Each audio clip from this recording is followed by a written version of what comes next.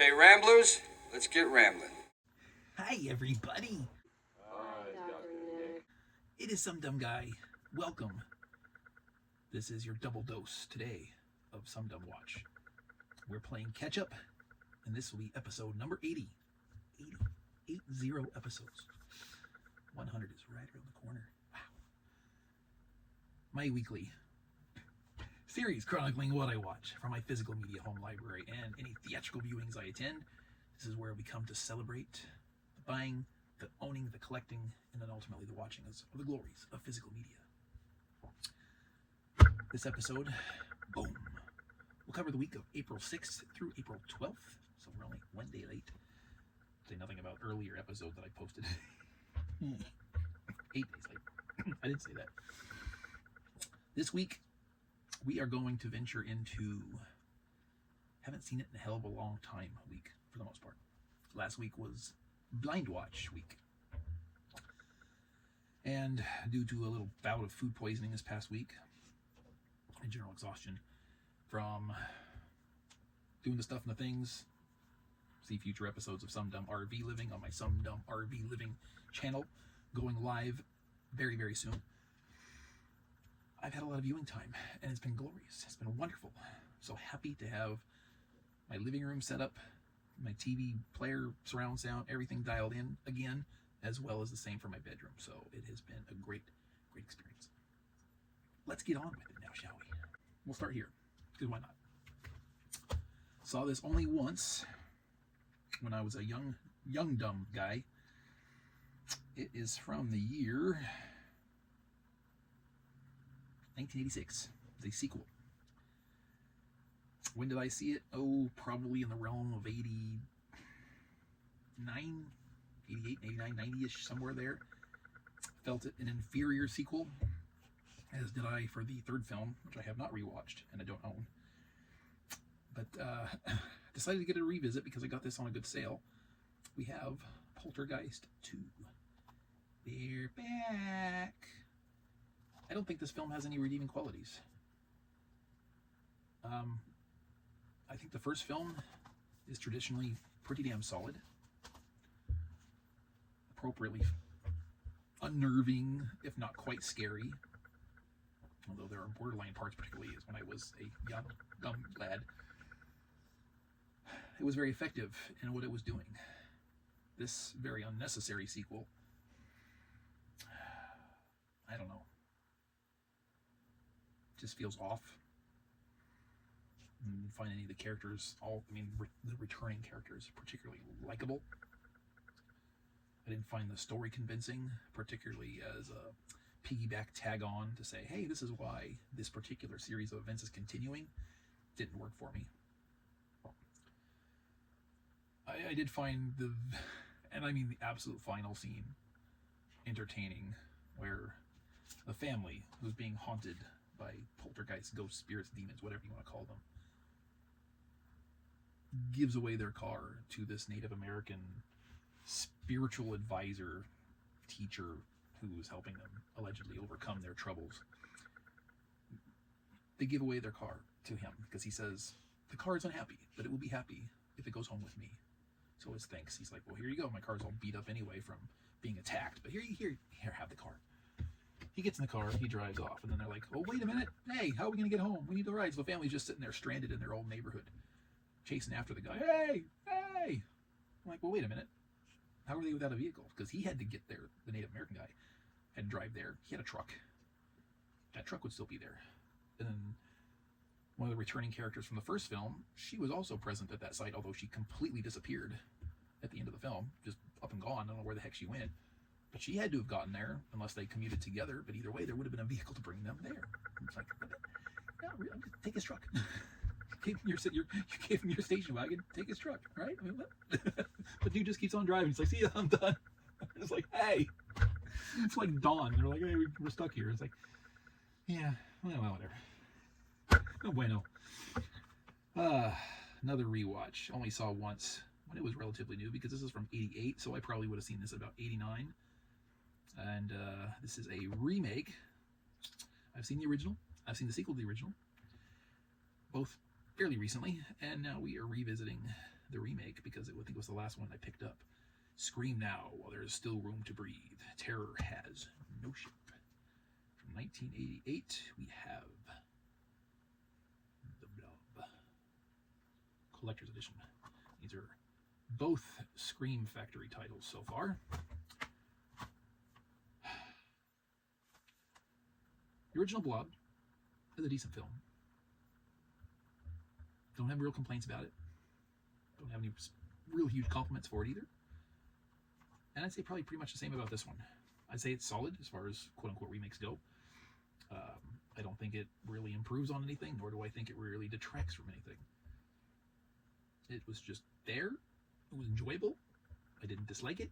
And like, cool. I could rewatch it, I guess, probably, if I ever have the need for it again.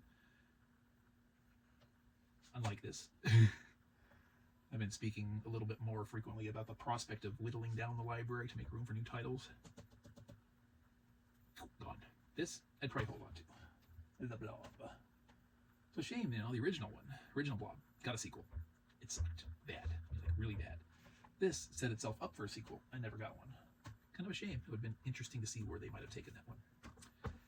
This rewatch, I've actually seen many a time in my tenure, but it has been a good many years since I last saw it.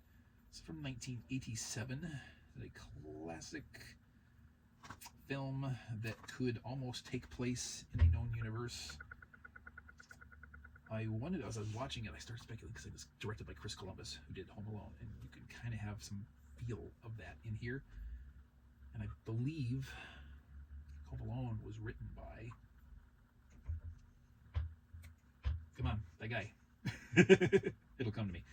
But it started making me wonder, like, is it possible he had a hand in this one as well? But I don't see his name at all mentioned in the credits, which is kind of a shame, but that would have been interesting if that were the case.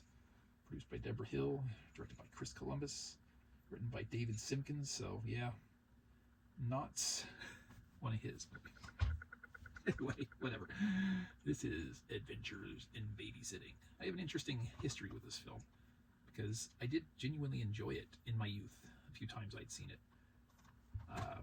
Even back then, recognizing Elizabeth Shue and the charming loveliness that she is, and just how much charisma she can exude pretty consistently in basically any film I can think of I've seen her in.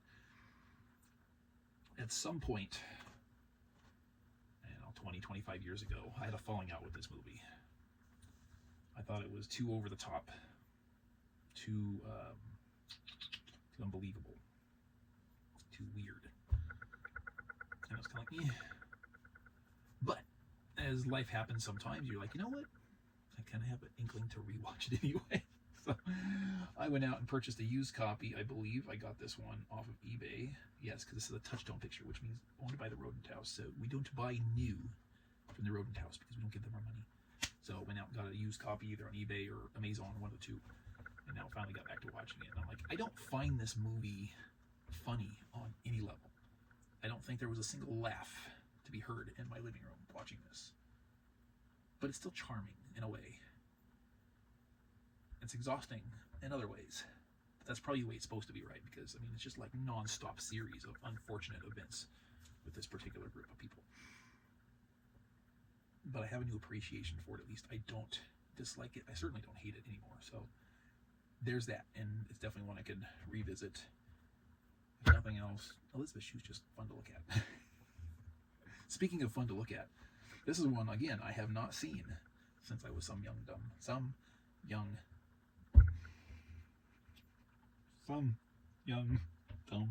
lad. I'll get it out. Also from 1987.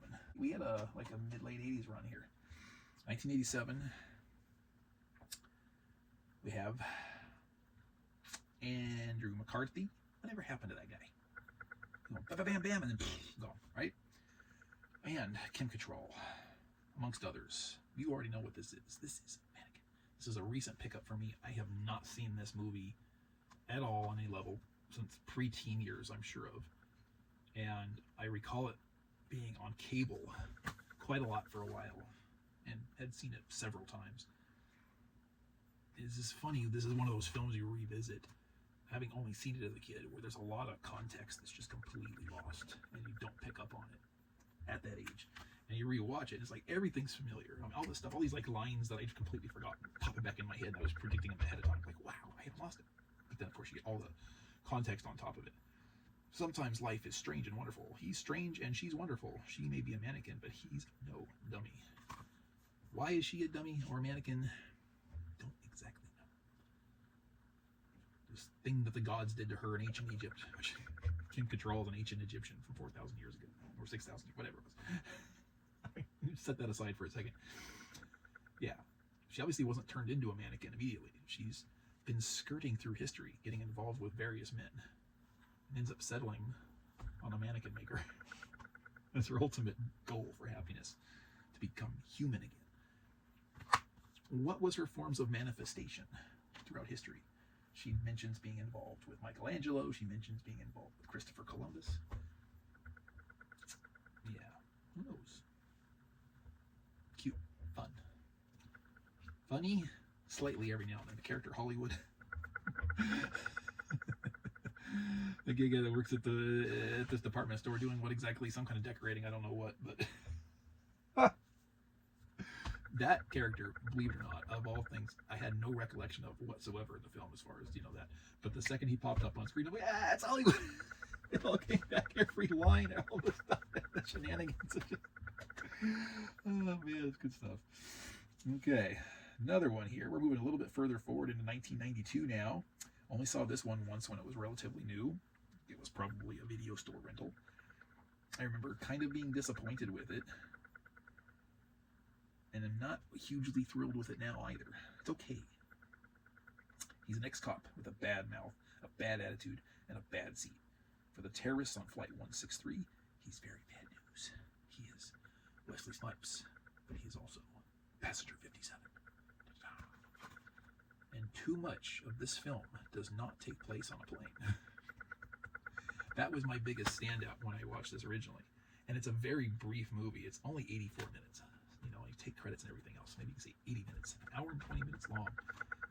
It feels longer. It feels longer to me now. When I first saw it, it felt really, really, really short, like it started and then it was over.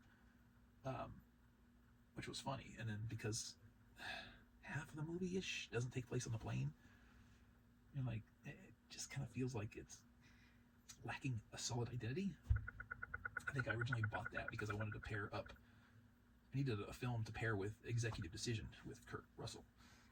That is much more in line with what I would want a film like this to be.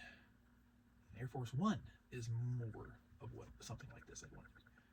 I have back here in my Kino Lorber library Turbulence, which might also be along the same kind of lines, but it might be silly stupid like this one here. But I've not seen that one, so I can't say just yet. Because we're getting long, we're going to move right along to this next one. We're moving up now to year 2000. Saw this one again once when it was pretty new. Had fun with it. It's quoted by Jeffrey Lyons of WNBC TV New York as enormously funny. Well, Jeffrey is enormously easily entertained, I should say. And good for him for having that great of a sense of humor, because I chuckled a few times. But I wouldn't call this funny. Definitely wouldn't call it enormously funny. It's a good, solid, pick-me-up, good vibe sports film. And I'm happy to say that. And I've got no complaints about this one whatsoever. This is The Replacements with Keanu Reeves, Gene Hackman, and also in this film, the film is Orlando Jones, Jon Favreau, Brooke Langton, Rice Ifans, amongst other recognizable faces. But I got this with the intent that I got later of pairing up, hopefully, with Necessary Roughness, which I think is going to be a film I'm going to revisit in the near future when it comes to another week of haven't seen it in a long time, because that film I think was from the early 90s, and I went to the theater I think probably in middle school and saw that, maybe early high school, with some friends in the theater, and I don't remember a damn thing. I remember enjoying it, but I remember nothing at all. Just saying. And in celebration of having my bedroom TV set up properly again, with my quality set and my 4K player, I decided I needed to test and binge some quality. So this was for my nocturnal nighttime going to sleep viewing. We have the extended edition, of course, of The Lord of the Rings, The Fellowship of the Ring. This is a film I never would have watched that sheet of TV that I had in my bedroom that this RV came with, because I want the visual experience of that as well as the story, and I would settle for no less. Which brings me to our finale. We are this close. I think I'm one episode shy of finishing season 3 of Star Trek Enterprise.